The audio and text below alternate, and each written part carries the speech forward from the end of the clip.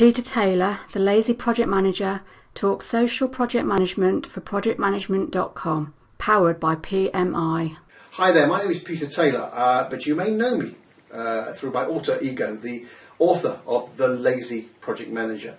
But today I'm not talking about lazy project management, I want to talk to you about social project management. This is an emerging and evolving world, and through this series of videos we will together explore this world, this exciting world, and what opportunities it can bring us as project managers. But there is a challenge. We have to find out a way of balancing the social collaborative world with the need for centralised control and governance in this very project driven world. So join me and explore the world of the social project manager.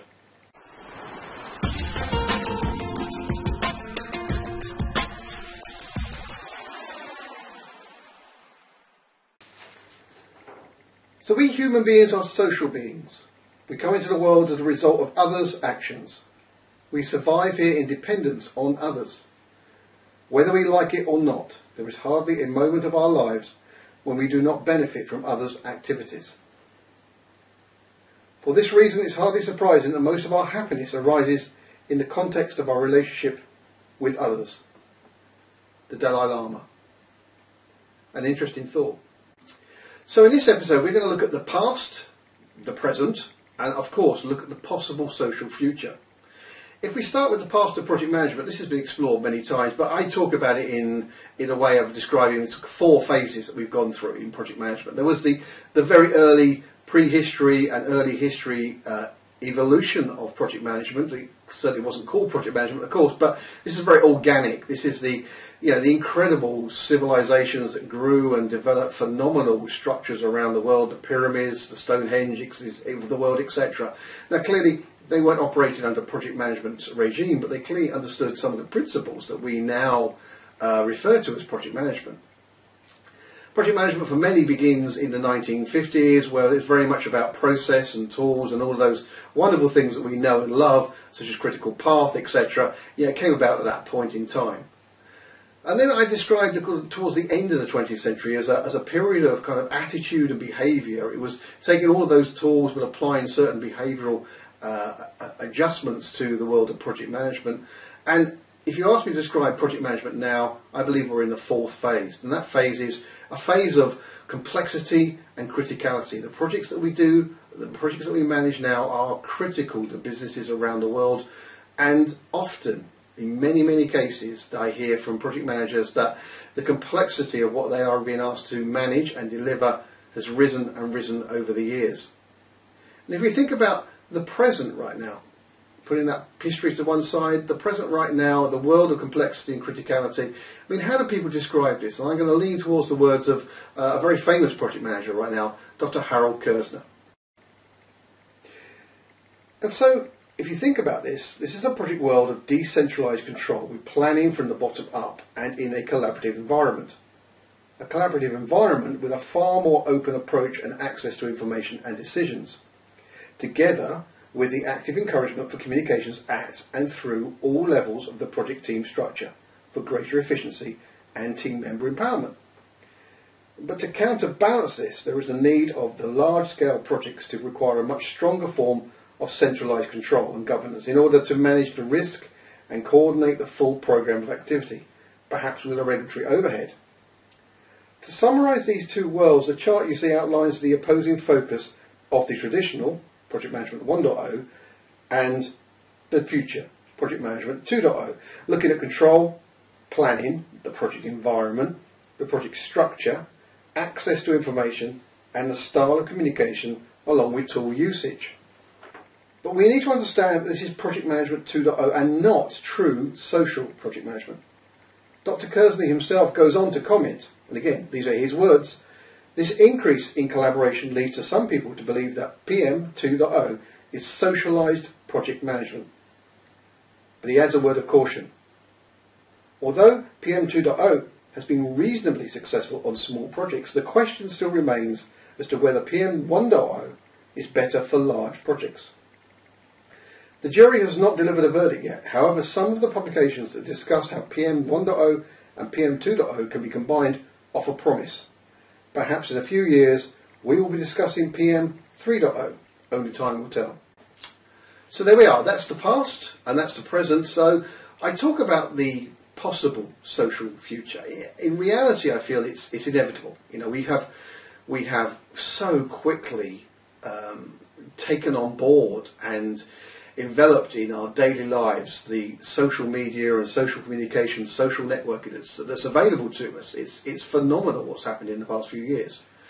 But in the business world, in the project management world, it's been a little bit slower. So I think, you know, when I say possible, I think it is inevitable, but it's exactly how we shape that inevitable future.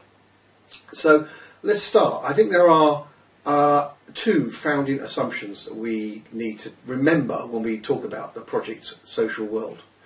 And they are as follows, that there is typically two worlds. One is the world of the large enterprise project that demands more centralized control, more centralized governance, more discipline and rigor perhaps even with an element of regulatory control. And there are these smaller or less complex projects that are happening all the time and that thrive more on a decentralized control structure. But, and this is the important thing, but I believe both of those project worlds can benefit from social collaboration and stronger team empowerment. That's my belief. And so they're the foundations I'm going to put in place. That social collaboration, team empowerment is critical to support both of the worlds, of the whole range of projects that we as project managers undertake around the world today. Okay, so now before we move forward, I want you to try this for me. Go into Google or whatever is your preferred search engine and go and look for social project management or social project manager, it doesn't matter, and see what you get. When I did it, what you get is, for certainly the first 3 or 4 pages, you get a long list of tool providers, people who are out there who see the opportunity in this area, this business area, this project area. I'm not going to name them, but you'll see them when you go and search for them. So when I put together the research for the book, The Social Project Manager, and this kind of topic that I'm talking about right now, I decided the best approach was, if you can't beat them, join them. So I actually reached out to a number of these organisations and said, well, at this point in time, you appear to be the thought leaders in social project management, so tell me what your thoughts are. And a number of them did. So we're going to lean on some of their thoughts as we move through this series of videos. But it's also thoughts from project managers and PMO leaders and project directors, program managers, and people generally in the world of project management that I also reached out to, and we'll share some of those thoughts as well. So, if we look at the future episodes, what are we going to cover? Well, first of all, we're going to kick off with the world of social collaboration. And included in that, of course, is communication. Very important. It's all part and parcel of it.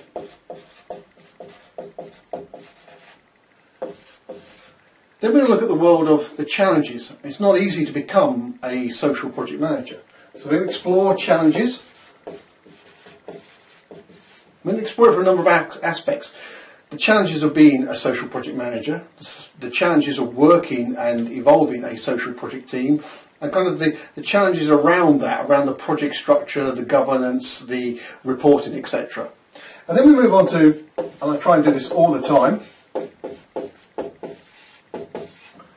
the practicalities. Some very clear advice on how to go about and become a successful social project manager.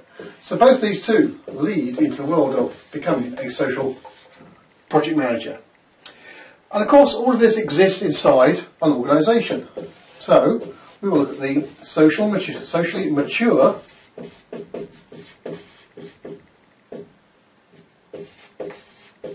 organisation.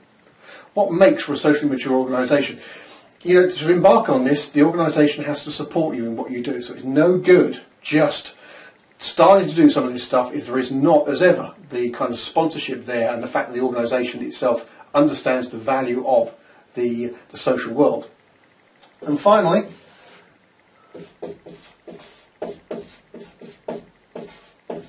I always like to make it as simple as possible. We'll summarise with the top 10 tips on being a successful social project manager. In the next episode, social collaboration, communication and the future of social project management.